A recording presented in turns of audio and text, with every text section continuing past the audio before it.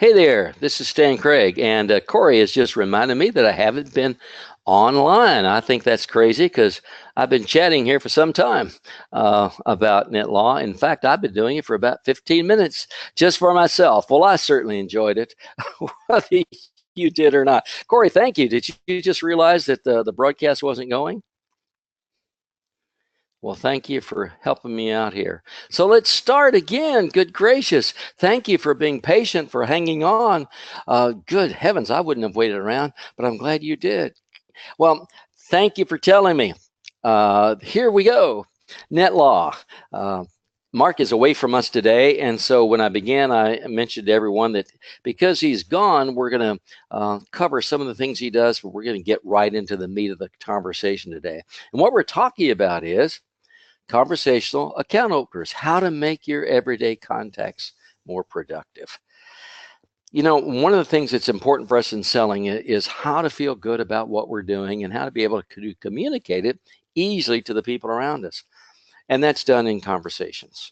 So today we're going to talk about how to make your conversations more productive when you're talking to the people that you see every day, the people that you talk to every day, the people that you know will benefit from what you do. That's really going to be important. Well, before I begin, let me just remind you this is a broadcast for NetLaw. NetLaw is the most recognized legal online documentation that's there, the award-winning presentation from the American Bar Association for the kind of documentations that we provide. NetLaw was founded by estate planning attorneys who decided that what we do, everyone needs, not just the people who can pay us the $300 to $450 an hour to work with their estate. And so NetLaw created a nationwide document platform with documents prepared for every state that meet the laws of every state, that are transportable from one state to another. For example, if you move from, as we did, from Kentucky to Florida, your documents go with you. You don't have to get new ones. They're repopulated for the state. And not only does it include estate planning documents, but all your advanced care documents for health care, all the estate planning documents, and a wonderful thing called a vault, which is the family treasure vault. You've heard me refer to that as the family treasure vault. It's where you keep the things that's most meaningful to you. Now, that's really, really important because every family has family treasures, right? And where are they usually? Well, they're in a filing cabinet, they're in a drawer somewhere, they're in a box stuck in the closet somewhere. What if those things were actually scanned and put inside a family vault online where passports and graduation degrees and recognition awards and everything that's important to you in a documentation was kept in your vault? Well, that's what the family vault is. Photographs, mom's favorite recipe for apple pie, dad's hole-in-one golf score, whatever it is, the winning ticket at the Kentucky Derby. All those things could be put inside that vault. That's why the vault is so important. And with NetLaw, you get all the healthcare documentation, critical whenever any member of your family goes to the hospital, critical to protect yourself and your family members. And remember, NetLaw covers both husband and wife. The will covers both husband and wife. The beneficiaries are for both husband and wife. The family trust is protect both husband and wife and their assets from being tapped into by the public, and it transfers assets directly into the trust instead of having the public acknowledgement and going through the probate that comes in court. All that's really important, really important. And by the way, a new advisor, you're able to use BOGO, which means buy one, get one. For the first 30 days, you are signed up with NetLaw. And right now, starting in March, every advisor, every agent, every member of your firm gets the opportunity to offer NetLaw. If they purchase one themselves or if a client does, you get to give one free. That's like just giving away, selling these at half price. It's a wonderful opportunity to introduce your family and your friends as well as your own account to NetLaw. BOGO, buy one, get one free. And by the way, we also have step 6, which is your firm is approved, an online app. a mobile app called Step 6. You can go into any app store for whatever phone system you're using and download Step 6 now.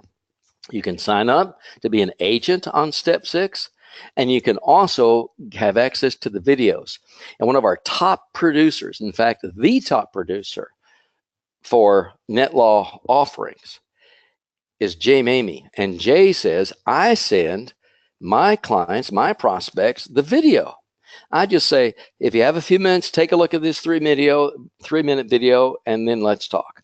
And I've heard others share their testimony that they sent to 3 college professors, and one called back immediately and said, I need to do that. The truth is, most people haven't done what we're talking about today, and it's really important that we share it with them. The video is an easy way to make a valid sales presentation. And remember, you don't have to be registered. This is a product that anyone can offer their clients, that everyone you speak to needs to have access to. Yesterday, someone was in our home, a decorator. He was going over all the things that he had to do. And before he left, I gave him my card, and he asked, tell me what you do. Here's a guy in his late 60s who has done no planning, no end of life planning, no estate planning, no anything that has to do with his passing and assets that will go to his family. He hasn't done a thing, and yet he says, I go in homes where there's chaos. I'm doing furniture for people who are in chaos because of someone has died. I know the problems. I just haven't done it. That's the truth of most people. Well, how do you have the conversations? Let's talk about that today, because that's what's critical. That's what I want all of us to talk about, is what are some conversational account openers that make a difference for you and for the people you're talking to? The thing that bugs most people is that we want to find ways to talk to people about what we do without making it obnoxious, right? And there's every kind of conversational situation that occurs. There's hundreds of different conversational situations. But today we're just going to talk about 3. And the reason is these 3 are really the foundations for every other conversation. If you can make these 3 work and understand the psychology, the dynamics, how the words work for these 3, you can apply them to any situation you're in. So what we're going to talk about in the remaining minutes is a conversation with a friend. That's something we do all the time. Conversation with a current client. If you are currently growing your business, you currently have clients, there's ways to engage a conversation with a client that doesn't seem like you're pushing new products on them. And there's a conversation with a new acquaintance, someone we've just met. For example, the gentleman I met yesterday who came to our home to work with a decorating problem. So there's 3 different levels we're going to look at: conversation with a friend, with a current client, with a new acquaintance. Which do you think is the most difficult of those 3? The conversation with a friend, the conversation with a current client, or a conversation with a new acquaintance? The interesting thing is the conversation with a friend is always more difficult.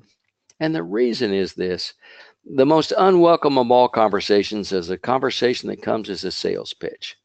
We hate sales pitches. We don't like to feel that we're being sold. We like to feel that we're being helped. Someone's guiding us, but someone pitching us something that they want us to sign on, it makes us feel very uncomfortable. We've all learned sales resistance. We've heard about the pushy used car salesman, or the pushy funeral plot salesman, or any salesman who comes in to push things on you and pays no attention, ignores your questions, ignores your objections, and doesn't even chat with you. We know how difficult that is, and none of us want to be that person.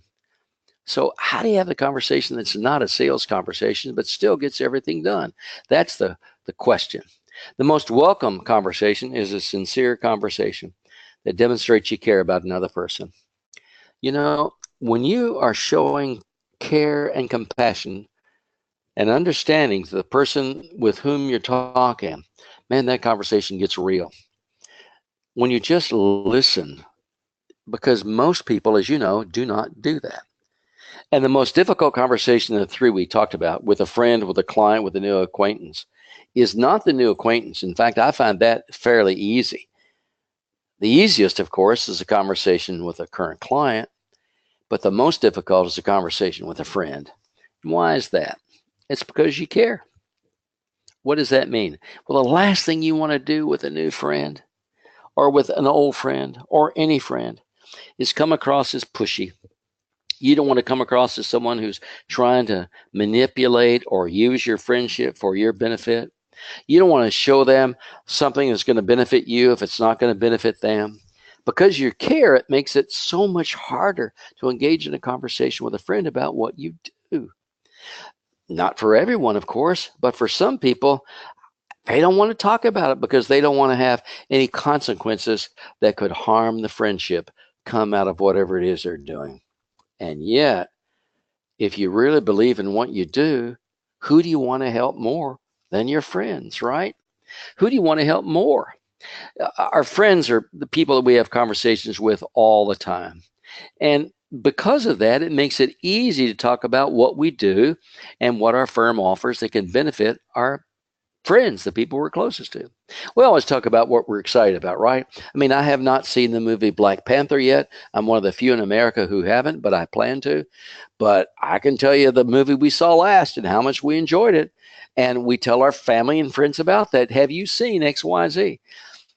This Is Us is a TV show that's largely there because of word of mouth. People saw it and said, wow. And we talk about things that we enjoy. It could be our vacation, could be where we had dinner last night, but we talk about what we're excited about. And if we're excited about what we do, if we're excited about what we offer, isn't it natural we talk to that about our friends?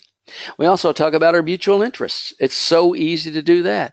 Yay for our team, our basketball team, baseball team, our college team. Yay for the organization we belong to, the church or the community organization, the synagogue, whatever group we belong to. We're glad to have these mutual relationships. In fact, a lot of our friends come through our mutual relationships, and our mutual relationships have helped create our friendships. We're excited about new information. Gosh, do you know what I learned today?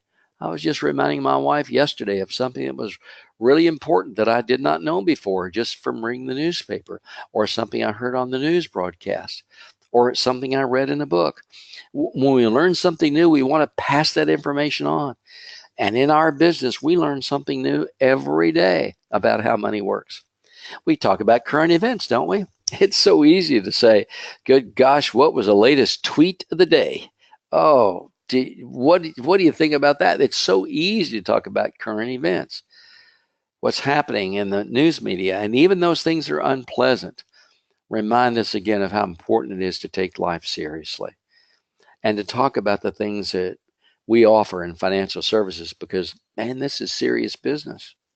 We talk about family related topics. You know, as a dad, as a granddad, as a mom, as a new dad, we talk about related topics and we talk to other dads, we talk to other moms, we talk to our neighbor. You know, we live in a community, and so we chat with the next door neighbor about what's happening in our community. We talk about things where they're related, and we are related, whether it's family related or a problem we're all trying to solve. The problem can be one that's local. A problem can be I'm having a difficulty with finding a doctor. I'm having a difficulty with my knee. I'm having a difficulty with my car. Do you know a good mechanic? We talk about problems that we've encountered, and we talk about problem solved. You know, I had a terrible toothache, and I went here, and they took care of it. Do you know, I was trying to find something I could buy that would make a difference here, and I found this at this store. We have conversations about these things every day, and if you wanted to write down the things we talk about, your list would be far longer than mine. So conversation with friends are already there and we're already talking about these things. The question is, how do you make those conversations work when it comes to making a sales conversation? Well, if you think about those things that we discussed, we talk about those things that's happening today, information that we found. It's real easy to say, you know, today I was looking at an article in the newspaper and I was remarkably surprised to hear that out of all the families in America, 45% of Americans still have difficulty with understanding the documents that they read. Now, I just made that up, but the truth is, there are statistics every day that you hear that that can lead into a sales presentation. I found something really interesting today. I found that not having life insurance is not only a problem for men, but a serious problem for women too. I've never thought about why someone would not want to have life insurance for their wives. Had you ever thought about that? Or we both are parents of babies. I had an email yesterday from someone who just had a baby who was in one of my seminars who said, Stan, I remember you talking about all that stuff I need to do, and we didn't do it, but gosh, now that we're having a baby, my husband and I really need to take care of this. Where do we go? Because we both are. And whether you are a parent, a grandparent, a new parent, live in the neighborhood, it's so easy to use your experience and to share something. Did you know? And then you just talk about that. All these are just perfect conversation starters. Did you know that the majority of Americans are not prepared for retirement? Wow, that's amazing to me. And that includes those who are 50 and above. That's sort of sad, don't you think? I mean, think about all the things you can say. Tiger Woods is back. Man, did you see what he did this weekend on the golf tournament? He was pretty amazing. Sometimes coming back from difficulty is harder than we might think. One way to do it, though, is to keep practicing. Look at Tiger. He was out there hitting balls every day. He tried to come back 3 or 4 times. It didn't work, but he just kept on plugging away. Sometimes I find it's like that with saving, don't you? I mean, I start a savings program, I start a budget plan. I keep working on it, hoping it's going to work because I know I want to be a saver, not a spender. There are just so many ways you can use these conversations, my friends. I found that being a saver is more difficult than being a spender. Have you found that too? Golly, I mean, there's millions of things to spend money on, and some may be more important than others, but man, I find that shopping drives me and my wife crazy. There's just so many alternatives out there. But what we really want to do is save, because what we really want is to own our own home. We want to be able to put our kids through college. We want to be able to retire in comfort sooner rather than later. Don't want to wait till I'm too old to enjoy it. And that means being a saver, not a spender. What about you, John? Which category would you put yourself in, a saver or a spender? See, these are conversations you can have with a friend.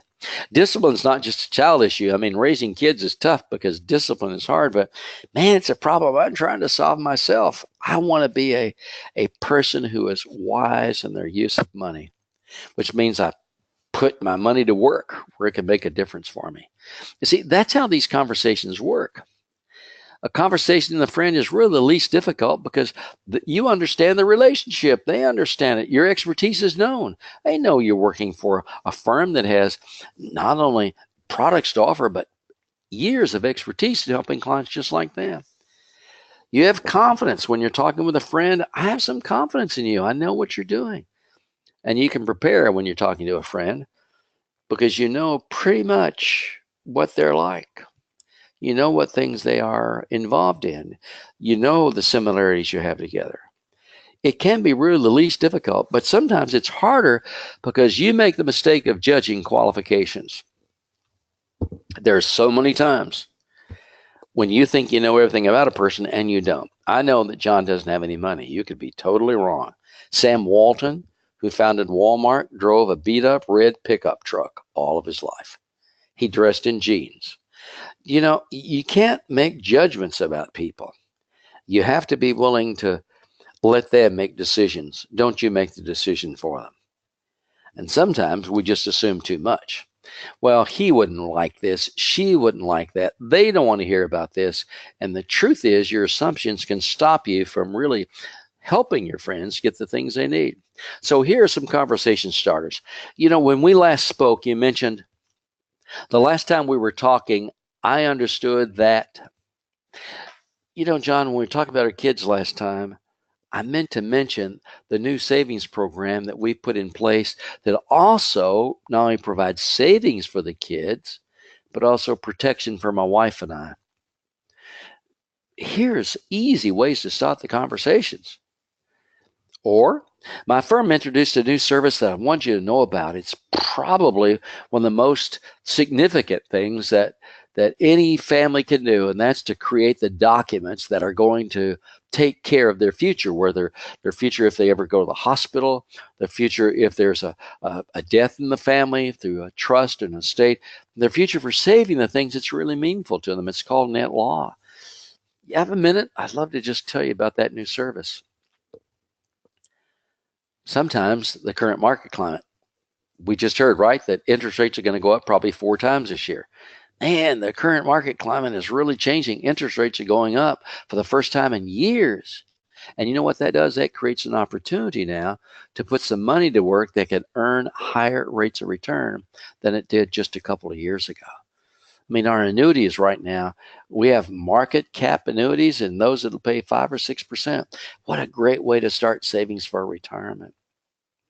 Or, I understood you may not be interested in a savings and protection plan, but I wanted to just mention it to you for a few minutes to see if it's something that you know could help someone else in your family.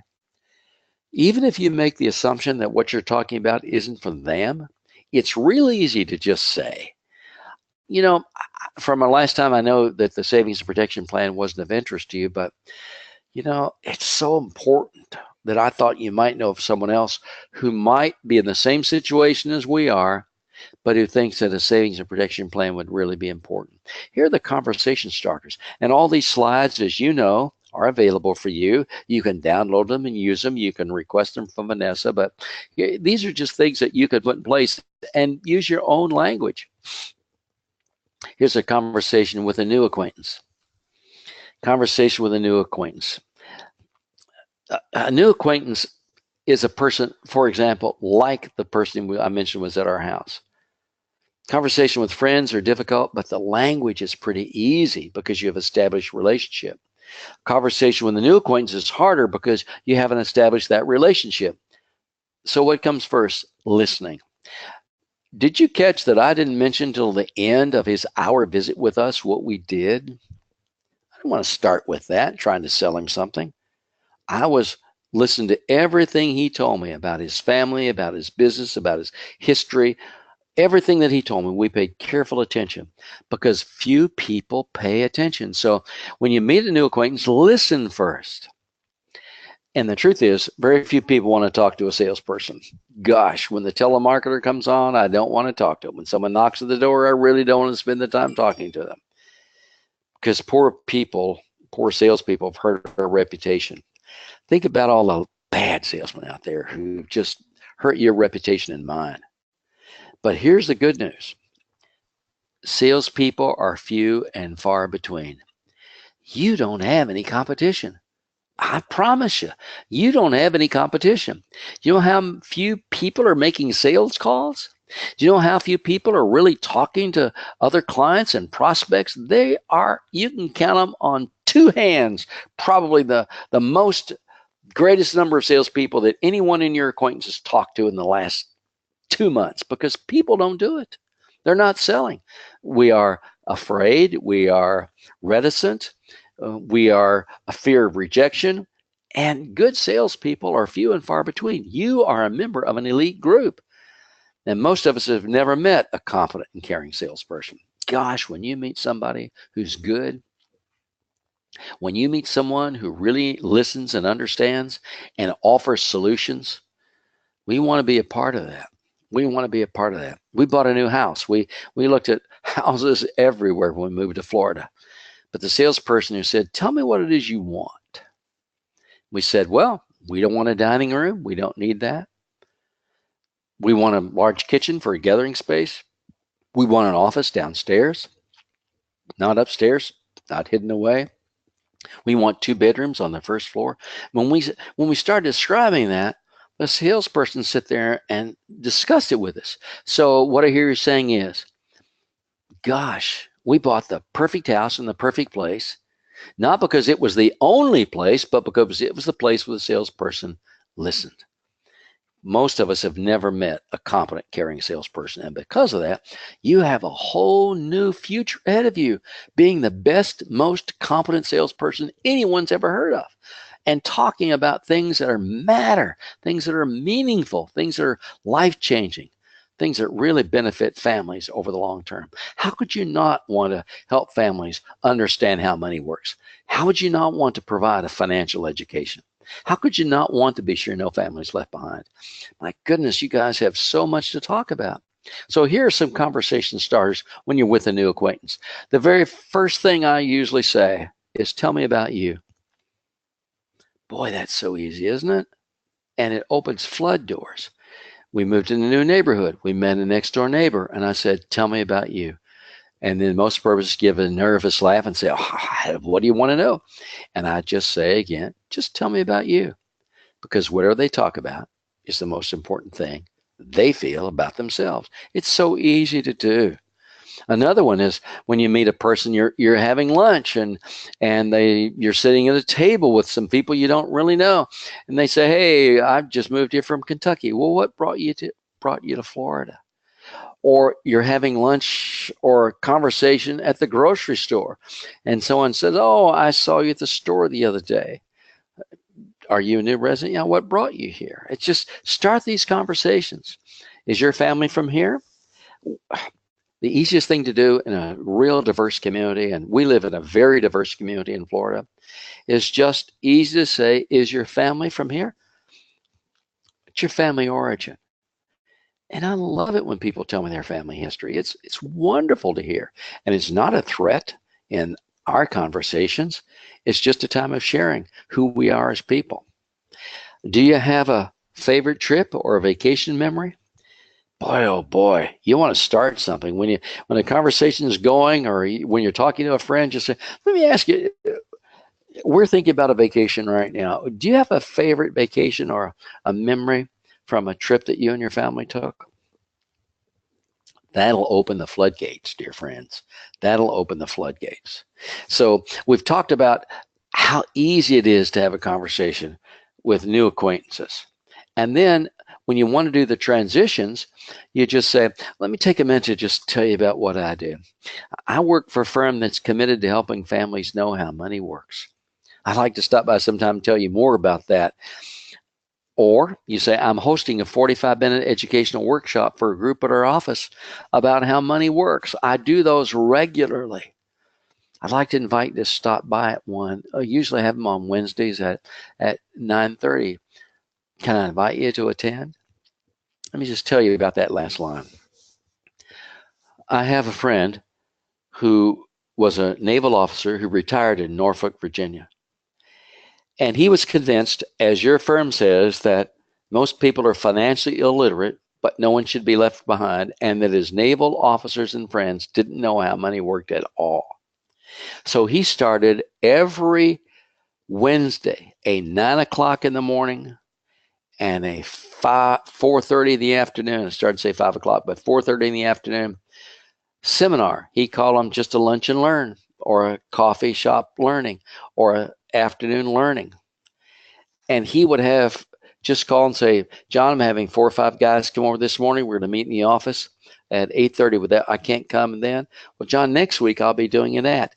Because he had one every week, a presentation every week, an educational presentation every week, one in the morning, one in the afternoon.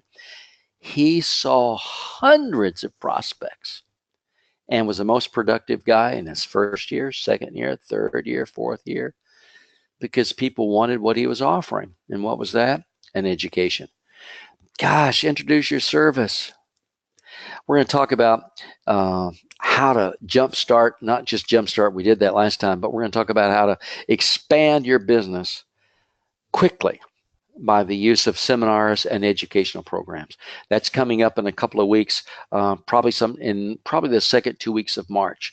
We're going to talk about how to make seminars and educational events work for you, because they work for clients. They're really important. And when you offer new acquaintance to help teach them something, they're always glad to know that.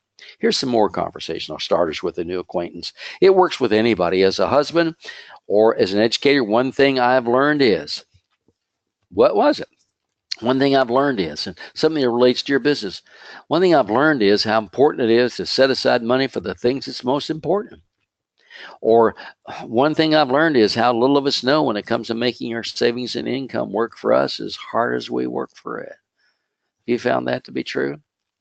Our firm's solving a problem by providing free investor education. And I'm going to focus in on that because that's what you do. And we're going to talk about that with how-tos in the last 2 weeks of March. So you be sure to attend for those. What about saving for retirement, children's education, buying a house or car? These things are really difficult without a plan. Wouldn't you agree?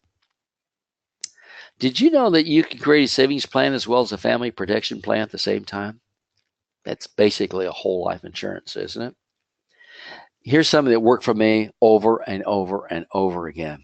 I'm going to be in your area. I'm going to be in your neighborhood. I'm going to be in Palo Alto. I'm going to be in Paducah, Kentucky. I'm going to be in Schaumburg. I'm going to be in Tallahassee next week. Could I stop by and drop off a folder for you? I think it will be helpful. What a great thing to say. Or to say to my decorator friend, by the way, John, I'm going to be in downtown Jacksonville next week. I'm going to stop by and leave a folder off at your office. Would that be okay with you? Why would you ever want to do that? What a waste of time. No, it's not. Because one, you confirm that you care. You're actually showing up and giving him something without his asking. Number two, it confirms who you are. Not only a caring person, but it's got your business card in it, information in it. It shows that you represent a reputable firm. And three, many times they will be there and you get a chance to talk to them again and build your relationships. Do you know how many contacts it generally takes before someone becomes a client? It used to take 5. Now it takes 7 because there's such a lack of trust. And what I found out before is that when I was teaching seminars and telling people it took 5 and we had a 5-point one, most people quit after 3. I've had guys that say, hey, I know first call whether they're going to be a buyer or not. Listen, you don't. Don't make those assumptions. If it's going to take 7, do 7. 2 of them are going to have to be in personal contact, convincing them who you are. We'll talk about this again when we talk about how to create growth business in your business.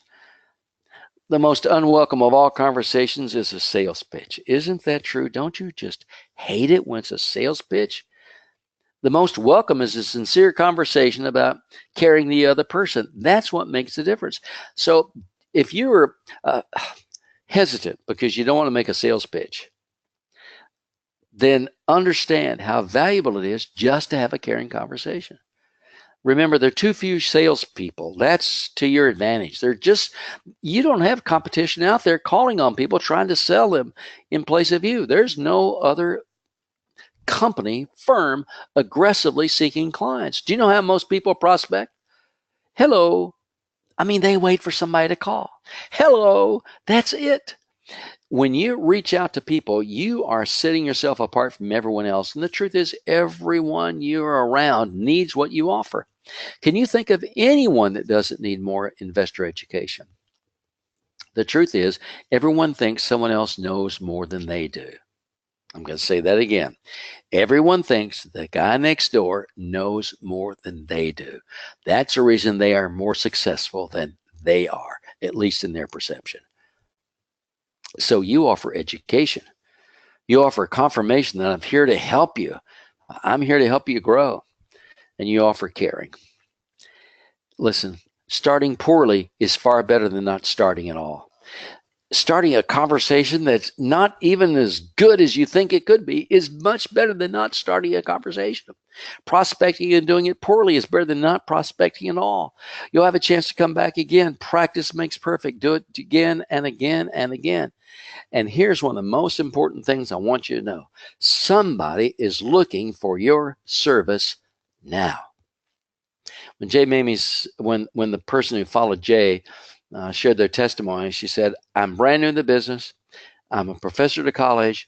I sent the video out to 3 professors. One called right back and said, I need that. Listen, there's somebody in your acquaintance, in your family, in your friendships, someone you're going to meet soon who needs what you're offering right now.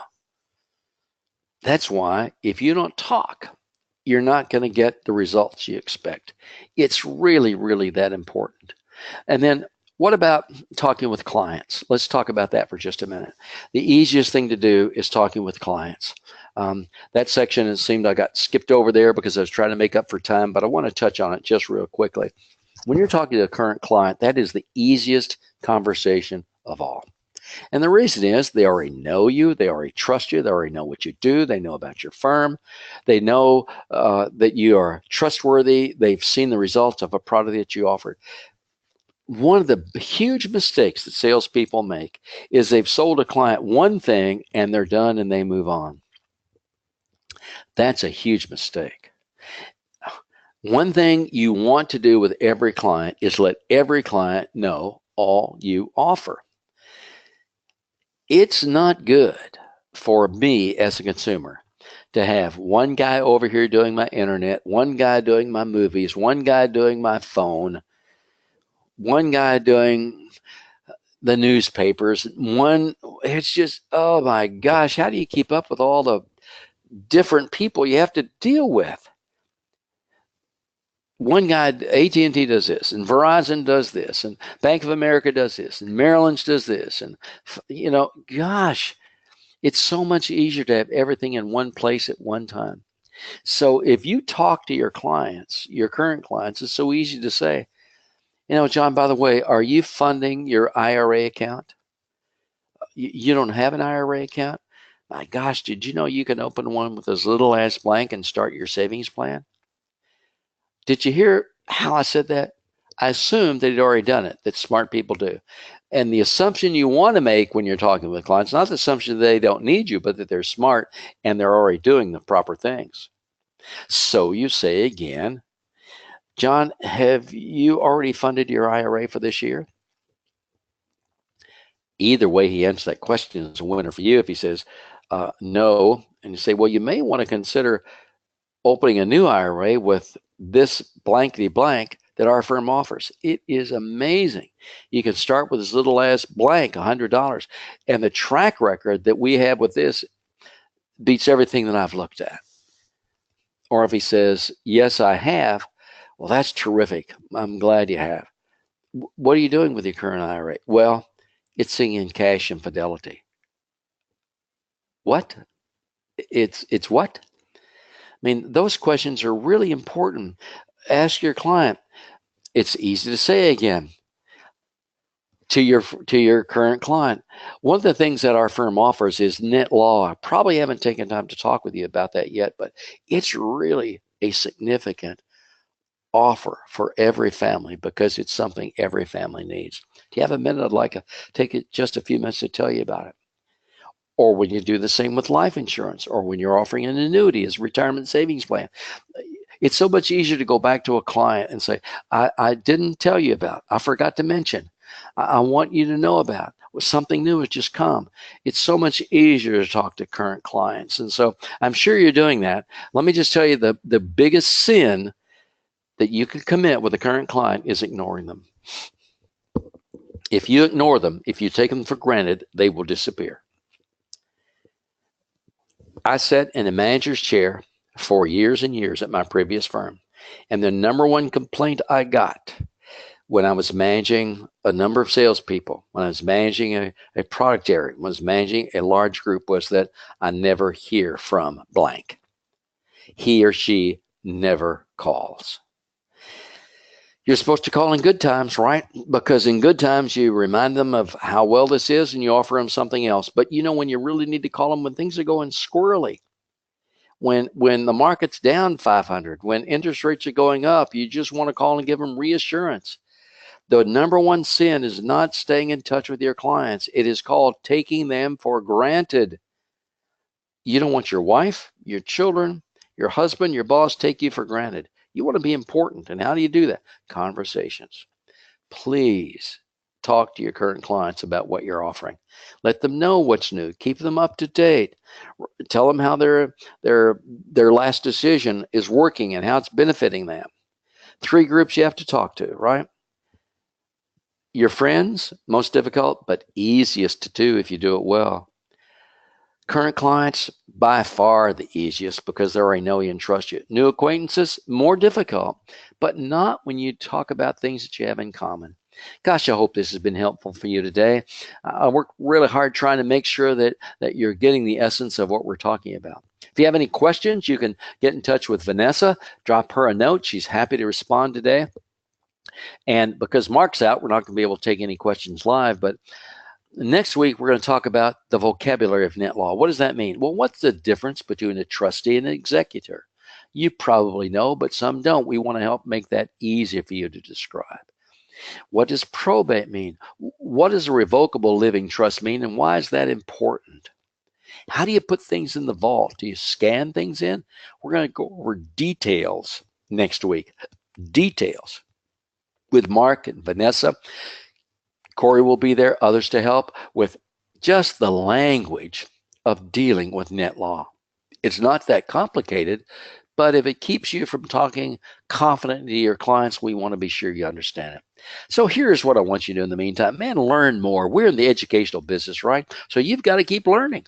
Invite others to come join these webinars and others to go through the slides, and then do more. Just add one more call this week. Just add one more presentation this week.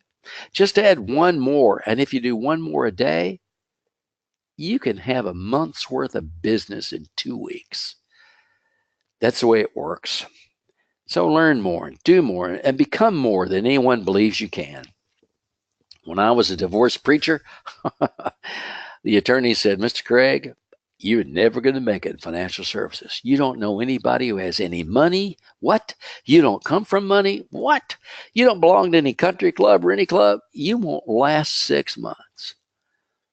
You know, there never was a more encouraging word than that, because I spent every day of my career proving him wrong.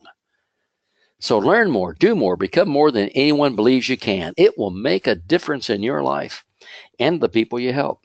Gosh, I'm so glad you're on this call today. This is Stan Craig, and it's been my pleasure to have a chance to chat with you. And I hope it's been helpful for you. That's why we do these things, is to try to provide help. So let us know if they're helpful.